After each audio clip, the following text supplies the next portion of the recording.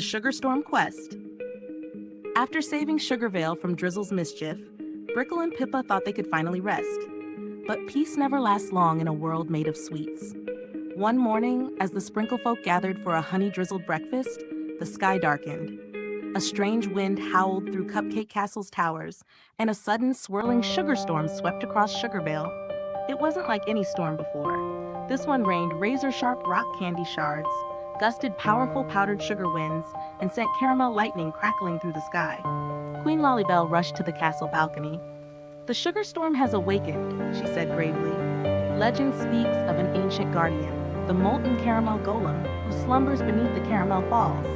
Only he can calm the storm, but no one has dared seek him in centuries." Brickle, tightening his flour-dusted apron, nodded.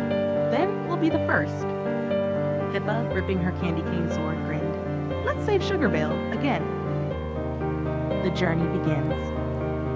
Their adventure took them first to the Marzipan Maze, a labyrinth of towering almond-scented walls. The paths shifted every few minutes, making escape nearly impossible. But Brickle, ever the clever baker, used a trail of sticky honey crumbs to mark their way. With careful steps and a few daring leaps, they finally found the exit, just as the walls rumbled and changed behind them. Next came the Licorice Thorn Forest, where twisted black vines stretched like claws, dripping with syrup. The forest was home to the Twizzler Vipers, slithering candy snakes with glowing sugar eyes. Pippa bravely cut through the vines, and Brickle, using his baker's instincts, tossed a handful of cinnamon powder into the air, calming the vipers long enough for them to slip through. As they neared the molten caramel falls, a final challenge awaited: the sugar storm battle itself. Whipping winds of powdered sugar sent them tumbling, and shards of rock candy rained down like frozen daggers. Pippa swung her sword to deflect the shards, while Brickle clutched a glowing gumdrop, its warmth shielding them from the worst of the storm. At last, through the golden mist of the falls, they saw him, the molten caramel golem. He was enormous, his body made of thick, flowing caramel with glowing toffee eyes. He had been sleeping for centuries, undisturbed. Brickle, thinking fast, baked a special treat, a salted toffee tart, rich and warm, with just the right balance of sweetness and salt.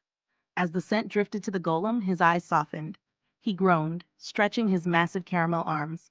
"I have slept too long," he rumbled, "and my dreams turned to storms." With a deep breath, the golem raised his hands. The storm calmed, the skies cleared, the rock candy shards melted into harmless sugar dust. Sugarvale was safe once more. A sweet celebration. Back in Sugarvale, the Sprinkle folk threw a grand festival in Brickle and Pippa's honor.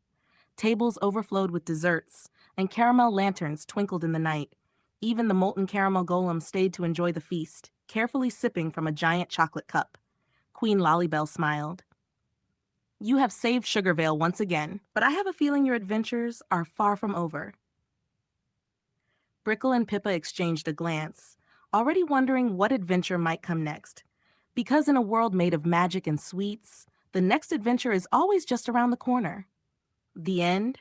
Or is it just the beginning?